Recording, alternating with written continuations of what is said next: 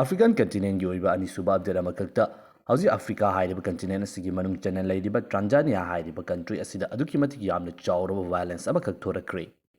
haukiba October 18 gi oiba numit asida Tanzania gi oina pangtokkiba president gi oiba election asida niyom chumna tawde haibagi damakta aduki matik yamlaba miyoi kya ama thoraktuna Tanzania gi government office sing target tawrakpa amasung lambi sorakta thoktuna yamna kan protesting chathaba haurakibani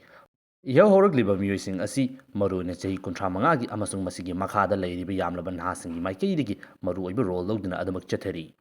Tanzania hairiba country asigi oina Nganba leiba asigi luchingba nupi president oikiba Samia Suluhu Hassan hairiba luchingba asigi oina presidential election gi oina anisuba tam gi oina pangthokiba election asida niyom chumdana opposition party sing asibu namtharaba matungda yamna niyom kaina election tawki haiduna yamlaba miyoi kya amagi maikeidigi yaningdaba phongdoktuna hauji protest asi chatharakliba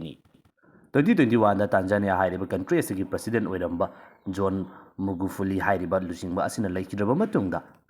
Samia Hassan gi maikeidigi Tanzania hairiba country asigi president oiduna laingaktuna laklibani handakki oiba mahaki anisuba tamgi oina pangthokriba election asida mahaka contest tawrakadaba opposition luchingba sing asibu target tawduna makoiba election lefhandanabagi damakta namthabiki kaya amana jail da thamjinduna aranba case kaya ama pansinduna namsilli haibigi oiba wahauda yamna chawba ihu ama lakhibani hairiba luchingbi asigi damakta handak pangthokiba election aduda 98% vote mangonda phangduna aduki matik yamna chawba majority oina vote kaki thawdo asi hek laikhraba matungda aduki matik yamlaba miyoi kyama thoraktuna Tanzania gi oina pangthokiba election adu asengba election nate madudi luchingbi asibu nahauna power da hap yana bagi damakta mamingtagi oina tawkiba drama amani haiba maran asi siduna akan mamuongi oiba khongjang sing jangsilakibani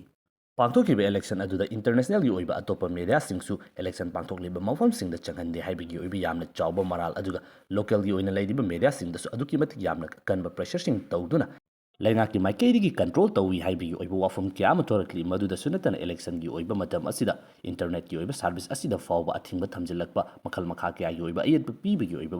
maral kya ma lepa leitana sirakli Tanzania hairiba country asigi maru oina mi kungna taba mafam sing Dar es Salaam na chingba mafam sing asidagi haurakhiba ihau asi aduki matik yamna pakthok chawthorakpadagi police singi maikeidigi madubu crackdown tawba matamda miyoi tara fawbadi laikidre haibigi oiba wafam asi chumle haiduna United Nation gi maikeidigi claim tawrakli tawbatabu hauji khongjang sangsiliba opposition amasung atopa group gi oiba miyoi sing asigi maikeidigi police amasung military gi maikeidigi chatharakhiba ihau asi namthanabgi damakta chathaba crackdown na maram oiduna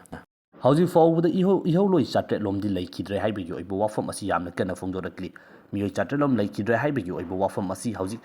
international gi oina lairiba atopa country kya amagi maikeidigi media housing gi maikeidigi lepa leitana cover tawnarakli adubu hauji Tanzania gi oina lairiba lengaki maikeidigi opposition party amasung ihau singi maikeidigi claim tawriba miyoi chatre laikidre haiba wafam asi aranbani makoina henjinna number asi hengatna haibani haibigi oiba wafam asi adumak phongdokli